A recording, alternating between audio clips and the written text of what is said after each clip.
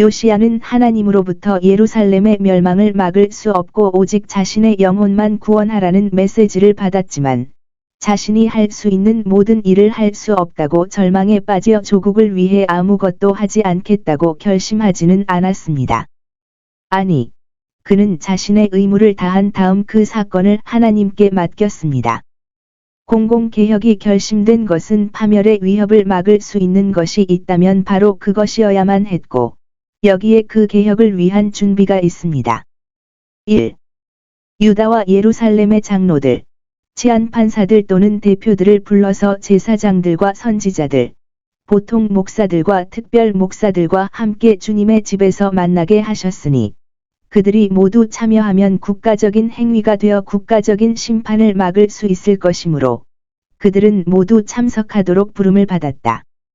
사업이 더욱 엄숙하게 수행되고, 모든 사람들이 조언하고 도울 수 있으며, 반대하는 사람들이 반대하는 것을 낙담시킬 수 있습니다. 의회는 선한 왕자의 명예와 권력을 전혀 감소시키지 않으며, 오히려 그들에게 큰 도움이 됩니다.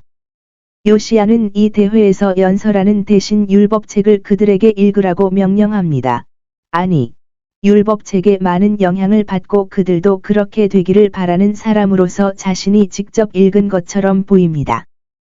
요시야는 솔로몬이 설교자, 아니 다윗 자신이 하나님의 집의 문지기가 된 것 이상으로 독자가 되는 것이 그보다 낫지 않다고 생각합니다. 그는 위인들의 모임 외에도 유다 사람들과 예루살렘 주민들이 모여 율법을 낭독하는 것을 들었습니다. 자신의 영토에서 경전에 대한 지식을 증진시키는 것은 왕자들의 진정한 관심사입니다. 왕이 법으로 다스리는 것만큼이나 백성들이 법에 순종하기로 굳게 결심한다면 왕국은 행복할 것입니다. 모든 백성은 경전을 알고자 하며 권위를 가진 모든 사람은 경전 지식을 전파해야 합니다. 그는 그들의 의무를 확인하기 위해 법을 제안하는 대신에 그들 모두가 공동으로 하나님께 참여해야 할 연합을 제안했습니다. 율법책은 언약의 책이니 그들이 하나님께 백성이 되면 그분도 그들에게 하나님이 되시리니 그들은 여기서 의심하지 말고 자기 몫을 다할 것을 약속하고 그러면 하나님께서 그분의 몫을 하실 것을 약속합니다.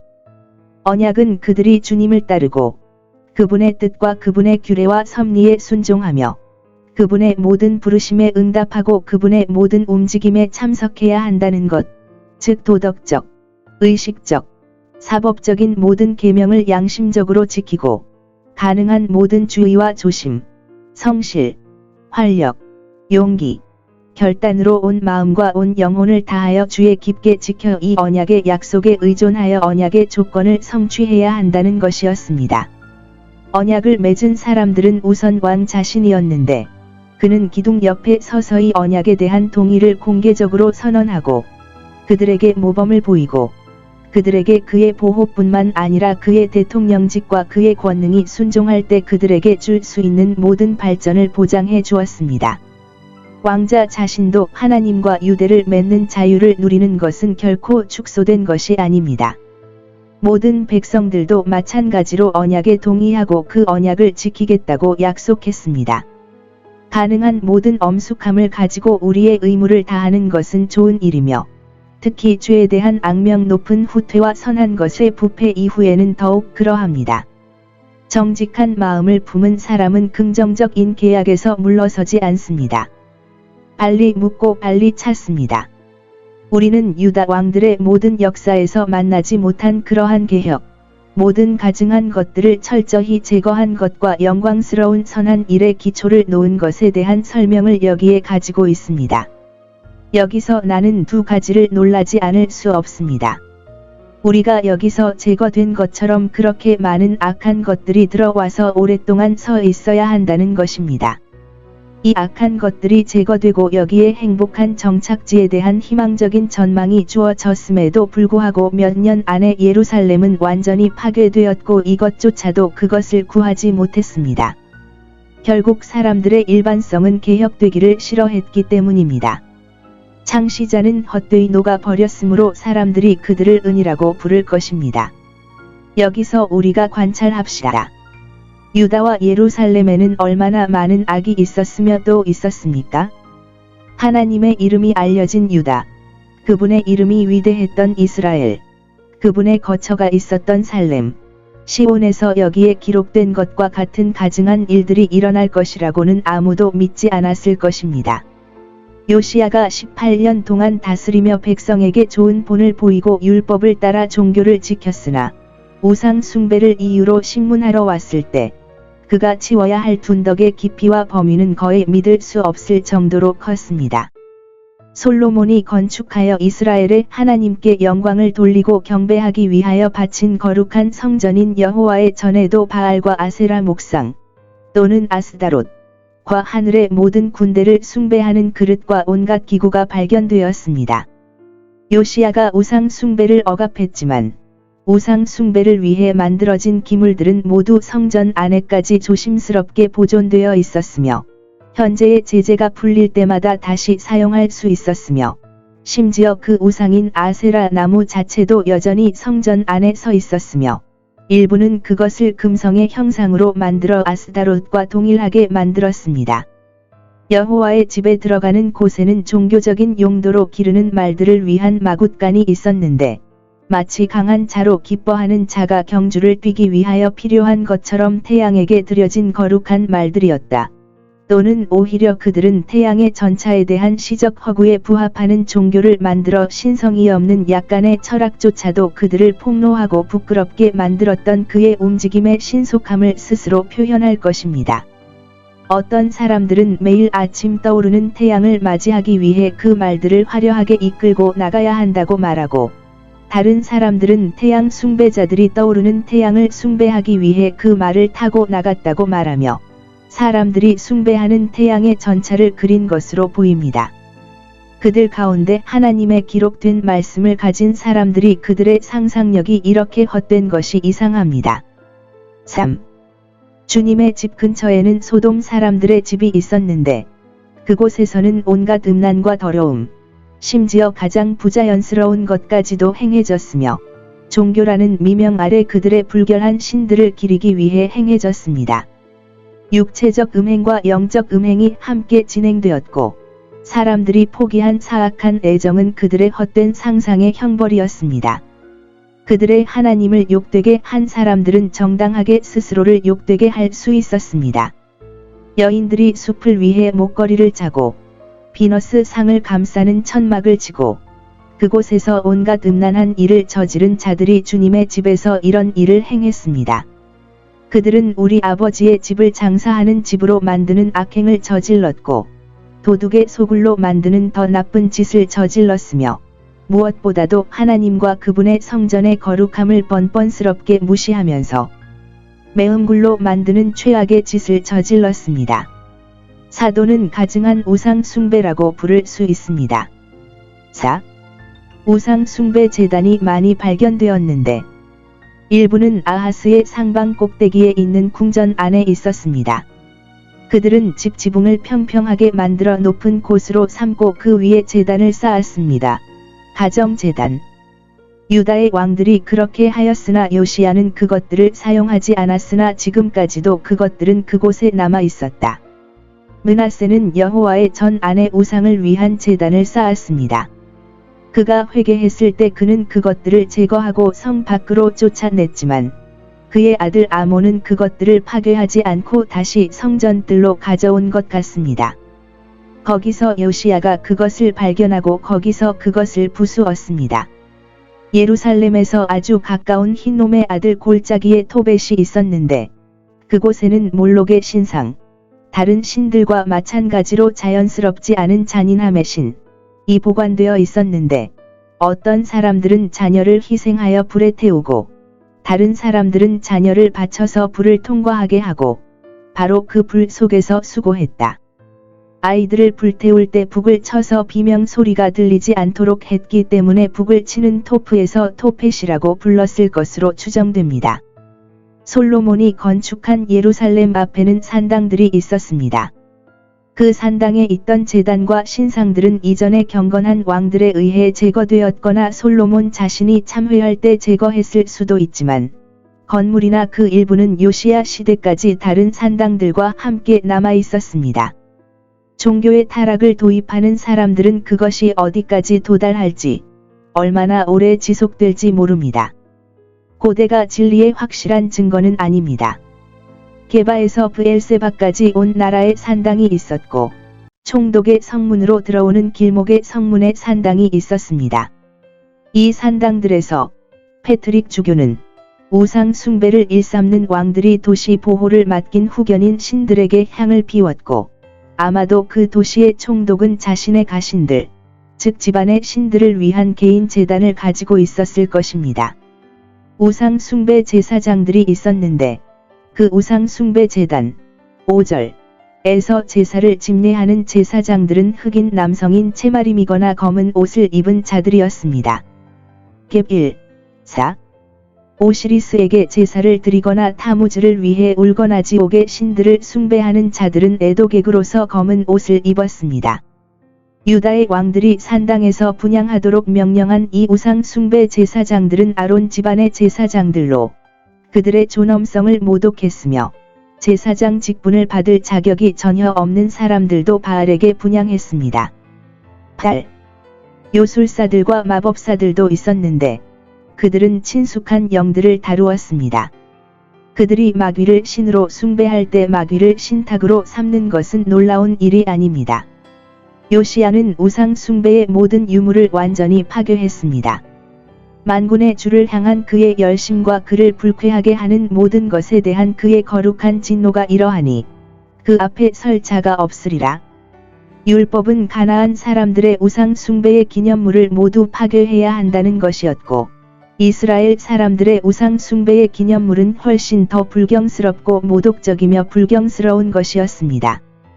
그는 hil기야와 다른 제사장들에게 성전을 치우라고 명령했습니다. 이것은 그들의 영토였다. 바알을 위해 만든 모든 그릇을 치워라.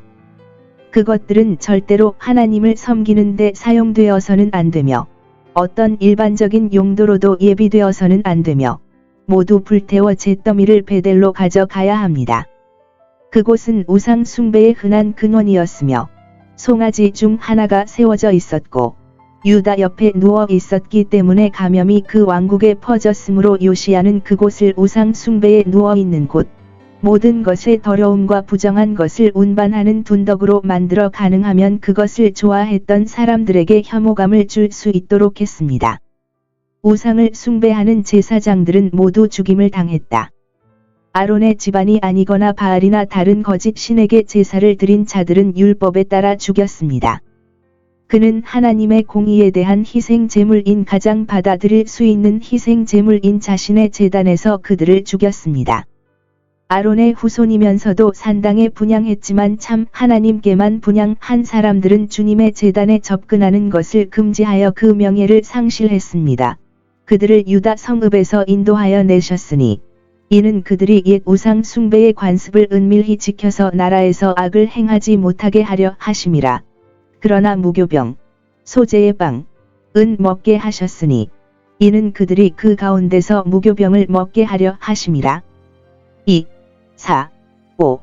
그들이 함께 살게 될 형제들 가운데서 먹게 하셨으니 이는 그들이 그들의 눈 아래서 해를 입지 않게 하고 선을 행하는 법을 배우게 하려 하심이며, 누룩을 넣지 않은 빵, 무겁고 불쾌한 빵, 이 그들이 마땅히 먹어야 할 것보다 낫고 그것이 그들을 살리는 데 도움이 되게 하려 하심입니다. 그러나 흠 있는 제사장들처럼 그들이 일반적으로 그들의 하나님의 떡이라고 불리는 모든 제물을 먹도록 허용되었는지는 정당하게 의문을 제기할 수 있습니다. 모든 형상들은 산산조각이 나 불태워졌습니다. 숲의 신상, 즉 어떤 여신상은 재로 변했고, 그 재는 도시의 공동 매장 장소인 일반 백성들의 무덤에 뿌려졌습니다. 율법에 따라 무덤을 만지면 의식적으로 부정하게 되었기 때문에 여기에 던지셨을 때 가장 불결하다고 선언하셨고, 그로 인해 자신을 부정하게 만들지 않고는 아무도 만질 수 없었습니다. 그는 그것을 무덤에 던져서, 그래서 갈디, 모든 우상 숭배를 혐오스러운 것으로서 그의 시야에서 묻어버리고 죽은 사람이 마음에서 잊혀진 것처럼 잊혀지게 할 것임을 암시했습니다. 그는 숲의 자리를 사람의 뼈로 채웠고 우상의 재를 무덤으로 운반하여 죽은 사람의 뼈와 섞은 것처럼 죽은 사람의 뼈를 우상이 있던 곳으로 운반하여 우상의 방에 넣었으니 이는 두 가지 방법으로 우상 숭배를 혐오스럽게 만들고 사람들이 우상의 먼지와 우상을 숭배했던 장소의 폐허를 모두 피하게 하려 하심이었다. 죽은 사람과 죽은 신은 매우 비슷하고 함께 가기에 적합했습니다.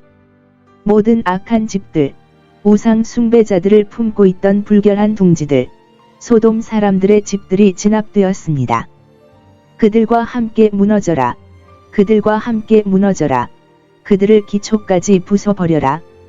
성읍 총독에게 속한 산당도 이와 같이 무너져 땅과 평평하게 되었으니 이는 사람의 위대함이나 권세가 우상 숭배나 불경함에서 그를 보호할 수 없기 때문입니다. 총독들이 먼저 개혁해야 할 의무가 있으며 그러면 피지배자들이 더 빨리 영향을 받을 것입니다.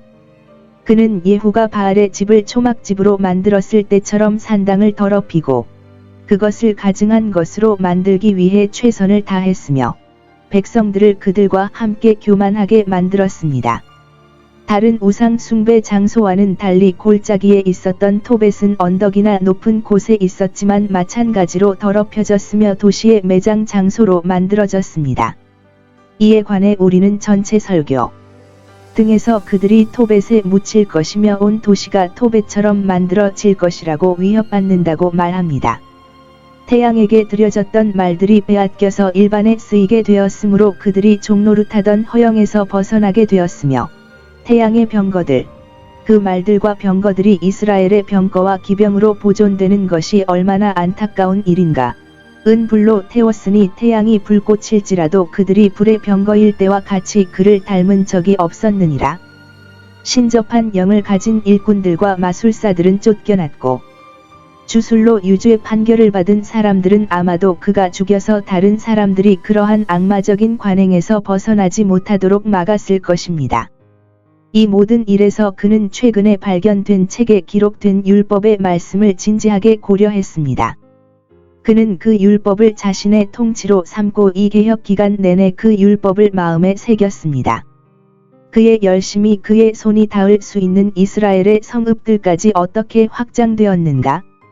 10지파는 포로로 끌려갔고 아수르 식민지에서는 온전한 국민이 되지 못했기 때문에 많은 도시들이 유다 왕들의 보호 아래 있었을 것입니다. 그는 개혁을 계속하기 위해 이곳을 방문합니다.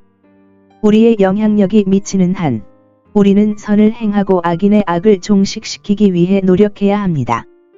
그는 베델에 있는 여로보암의 단과 그 단에 속한 산당과 아세라 나무를 더럽히고 헐어버렸습니다. 금송아지는 사라졌지만 사마리아의 내 송아지가 너를 버렸도다. 제단은 그대로 있었으며 옛 우상 숭배에 사로잡힌 자들은 여전히 그 제단을 이용하고 있었습니다. 이것은 더럽혀진 것입니다. 요시야는 경건한 열심으로 우상 숭배의 옛 자리를 샅샅이 뒤지고 산에 있는 무덤을 정탐했는데 아마도 우상 숭배 제사장들이 묻혀 있었고 그들이 제사를 지낸 제단에서 멀지 않은 곳에 있었고 그들이 너무 좋아해서 그 옆에 뼈를 묻고 싶어 했던 무덤이었을 것입니다. 이것들을 여러 뼈를 꺼내어 제단 위에 불사른 것은 제사장들이 살아 있었더라면 그가 살아있는 자들에게 행한 것 같이 제사장들에게도 그렇게 하셨을 것임을 보여주려 하심이니라. 그리하여 그는 제단을 더럽히고 혐오스럽게 만들었습니다. 우상 숭배자들에 대한 위협은 그들의 뼈가 해 앞에 펼쳐지리라는 것인데 거기서 위협받은 것과 여기서 실행된 것, 그들의 죄악이 그들의 뼈에 있음을 말함. 은 죽음 이후의 형벌을 암시하는 것이며 그 죄나 다른 죄로 인해 참회하지 않고 살다가 죽는 사람들을 위해 예비된 것입니다.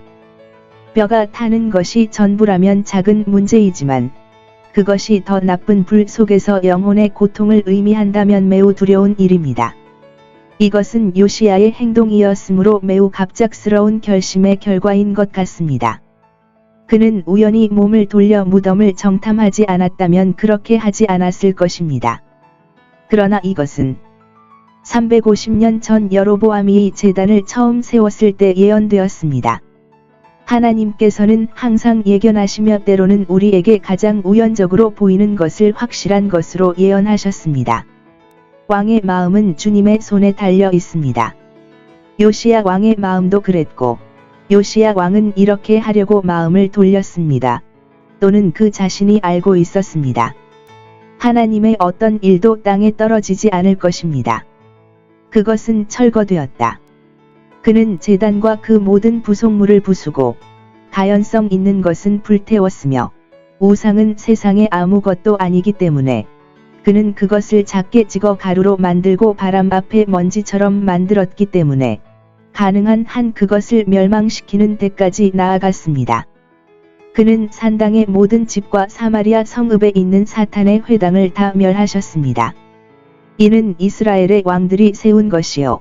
하나님께서는 10지파가 반란을 일으킨 옛 다윗의 집의 명예를 위하여 이 유다 왕을 일으키사 그들을 끌어내리셨고, 그가 정당하게 자기 제단에서 제사를 드린 제사장들도 무너뜨리셨나니, 그는 이것을 예언하기 위해 유다에서 온 하나님의 사람의 무덤을 조심스럽게 보존했는데, 이제 유다에서 온 왕이 처형했습니다.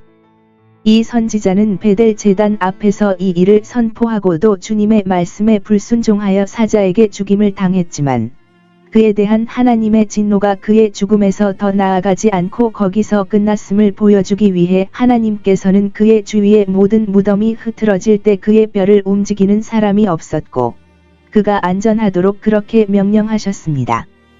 그는 평안히 잠들었으므로 그의 침대에서 쉬어야 했습니다. 자기 가까이 묻히기를 원했던 늙은 거짓말 선지자는 그가 한 일을 알고 있었던 것 같으니, 그의 티끌도 선한 선지자의 티끌과 섞여 그를 위해 보존되었기 때문이다. 우리는 여기서 요시야와 그의 백성이 이 모든 일 후에 얼마나 엄숙하게 유월절을 지켰는지를 듣게 됩니다. 그들은 나라에서 묵은 누룩을 제거한 후에 절기를 지키는 일에 전념했습니다.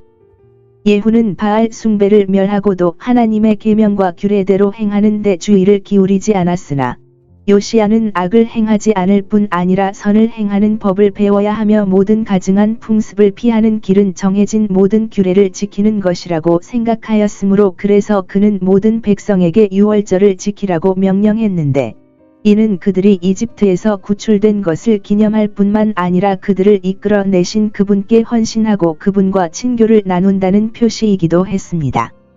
신성한 권위는 절대적인 명령의 방식으로 우리를 다룰 수 있지만, 신성한 은혜는 연방 거래에 겸손하기 때문에 그는 그것을 준수했습니다. 히스기야 시대에는 이 유월절에 대한 특별한 기록이 없습니다. 그러나 일반적으로 우리는 앞에 어느 통치 기간에도 그러한 유월절이 없었다고 들었습니다. 아니, 사사 시대부터 그런데 사사기가 그 왕조 아래 이스라엘 국가에 대해 제공하는 기록은 우울해 보이지만 그 당시에는 황금빛 날이 있었다는 것을 암시합니다. 이 유월절은 통신하는 사람들의 수와 헌신, 희생과 제물, 절기 율법의 정확한 준수로 인해 특별했던 것으로 보이며, 성소의 정결에 따라 깨끗하지 않은 많은 통신이 있었고 레위 사람들이 제사장의 일을 하도록 허용되었던 히스기야의 유월절과 같지 않았습니다. 우리는 요시야의 남은 통치 기간 동안 종교가 번성하고 주님의 절기가 매우 신중하게 지켜졌다고 생각할 이유가 있습니다. 그러나 이 유월절에 그들은 최근에 갱신된 언약과 그에 따른 개혁, 그리고 율법책에서 신성한 원형을 발견하고 오랫동안 소홀히 하거나 부주의하게 지켜온 의식의 부활에 만족하여 거룩한 기쁨을 크게 누렸으며, 하나님께서는 우상 숭배를 파괴하는 그들의 열심에 흔치 않은 그의 임재와 은혜의 표징으로 보답하기를 기뻐하셨습니다. 이 모든 것이 합쳐져 특별한 유월절이 되었습니다. 이 구절을 읽으면서 우리는 말해야 합니다. 주여, 주의 의는 큰 산과 같아서 명백하고 눈에 띄며 지나간 분쟁이지만 주의 심판은 깊고 헤아릴 수 없으며 지나간 일이니이다. 이에 대해 우리는 무엇이라고 말해야 할까요? 요시야는 다윗의 왕좌에 앉았던 최고의 왕 중 한 명이라는 것이 여기 기록되어 있습니다. 히스기야가 곤경에 처했을 때 하나님을 의지하고 믿었던 것처럼, 요시야는 개혁의 일을 성실하고 열성적으로 수행한 왕이었습니다. 요시야와 같은 사람이 없었으니 그는 조상들이 반역한 주님께로 돌아섰기 때문입니다. 우리가 선택하고 사랑하는 하나님에게로 돌아가는 것이 참된 종교입니다. 그는 자신의 왕국도 주님께로 돌리기 위해 할 수 있는 일을 했습니다. 그는 마음과 영혼을 다해 이 일을 행했으며 그의 애정과 목적이 옳았다. 마음에서 우러나오지 않는 종교는 아무 소용이 없습니다. 그는 마음과 혼과 힘을 다하여 힘과 용기와 결단력을 다하여 행하였으니 그렇지 않았더라면 그 어려움을 헤쳐나갈 수 없었을 것입니다. 우리가 하나님을 섬기는 일에 활기차고 열심만 있다면 얼마나 큰 일을 이룰 수 있을까요? 그는 모세의 모든 율법에 따라 그 율법을 정확히 준수하고 실제로 그 율법을 존중하여 이렇게 행했습니다. 그의 열심은 그를 어떤 불규칙한 일로 이끌지 않았으며 그가 한 모든 일에서 규칙대로 행했습니다. 그럼에도 불구하고 그는 그의 시대의 폭력적인 죽음으로 단절되었고 그의 왕국은 몇 년 만에 멸망했습니다. 이와 같은 개혁의 결과로 왕과 왕국 모두의 번영과 영광만을 기대했을 것이지만 정반대로 우리는 두 가지 모두 구름 아래 있음을 발견합니다. 개혁된 왕국조차도 계속 파멸의 징조를 보이고 있습니다. 이 모든 일에 대해 주님은 그의 큰 진노의 맹렬함에서 돌이키지 않으셨습니다. 하나님께서 선지자를 통해 말씀하신 대로 멸망할 운명에 처한 나라가 죄악의 악에서 돌이키면 하나님께서 형벌의 악을 회개하신다는 말씀은 분명히 사실이며 따라서 우리는 요시야의 백성들이 요시야의 권력에 복종했지만 요시야의 원칙을 진심으로 받아들이지 않았다고 결론을 내릴 수 있습니다. 그들은 강압에 의해 돌이켜 자발적으로 악한 길에서 돌이키지 않고 여전히 우상에 대한 애정을 계속하였으므로 사람의 마음을 아시는 이가 이스라엘이 그랬던 것처럼 유다를 제거하고 예루살렘 자체를 버리라는 형벌을 기억하지 않으실 것입니다. 그러나 이 멸망조차도 그들의 효과적인 개혁을 위한 것이었으므로 우리는 범죄자들이 그들의 분량을 채우고 파멸에 무르익었을 뿐만 아니라 질병이 위기에 이르렀고 치료할 준비가 되었다고 말해야 합니다. 그 증거로 개혁하는 왕조차도 그의 유용함 가운데서 끊어지나니 이는 그에게 자비를 베푸사 그의 왕국에 임하는 재앙을 보지 못하게 하려 하심이라. 그의 죽음이 그들의 황폐를 가져오는 입구가 되었음이라. 애굽 왕이 아수르 왕과 전쟁을 벌였으므로 이제 바빌론 왕이라고 불립니다. 요시야의 왕국은 그들 사이에 놓여 있었습니다. 그러므로 요시야는 애굽 왕을 대적하여 그의 세력이 점점 커지고 위협적이며 위대해지는 것을 견제하려고 생각하였으니 이때에 그는 요시야를 대적할 뜻이 없다고 항변하였으나 만일 그가 승리하여 애굽 강과 유브라데 강을 합치면 곧 유다 땅이 그 사이에 넘치게 될 것이기 때문이었다. 그러므로 요시야는 그를 대적하여 첫 번째 교전에서 죽임을 당했습니다. 우리는 요시야의 행동을 정당화할 수 없습니다. 그는 이 전쟁에 참여하라는 분명한 부르심을 받지 못했고 이 전쟁에 관해 우림이나 선지자들에게 하나님의 조언을 구한 사실도 발견할 수 없습니다. 그가 아수르 왕의 친구이자 동맹국처럼 보이고 행동하기 위해 무엇을 해야 했습니까?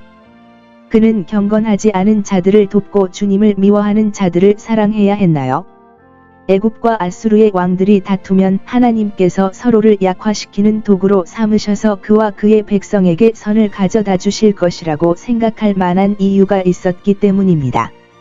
어떤 사람들은 그가 평화롭게 무덤에 가라는 약속을 이 문제에 대한 그의 실수로 인해 그 약속의 유익을 상실했기 때문에 이행되지 않은 의미로 이해합니다.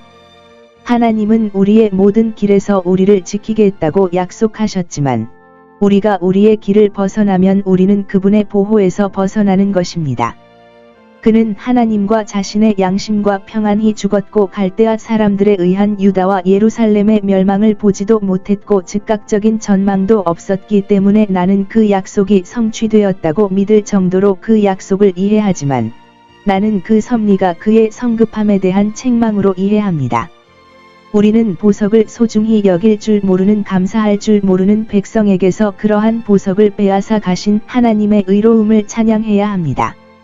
그들은 그의 죽음을 크게 한탄했고 예레미야가 그 죽음의 의미와 그것이 얼마나 위협적인 징조인지 말해 주었지만 그들은 그의 삶으로 누렸던 자비, 즉 하나님께서 결핍으로 그들에게 그 가치를 가르쳐 주신 자비를 제대로 개선하지 못했습니다. 예루살렘은 요시야가 무덤에 누운 후에도 좋은 날이 없었고 재앙이 잇따라 닥쳐서 22년 만에 완전히 멸망되었다. 그의 두 아들의 통치에 대한 간략한 설명이 여기에 있습니다. 전자는 포로였고 후자는 이집트 왕의 조공이었고 둘 다 통치 초기에 그렇게 되었습니다. 요시야를 죽인 애굽 왕은 유다에 대한 어떤 계획도 없었지만 요시야가 그에게 준 반대에 의해 자극을 받아 이제 그의 가족과 왕국에 대항하여 모든 힘을 구부린 것처럼 보입니다.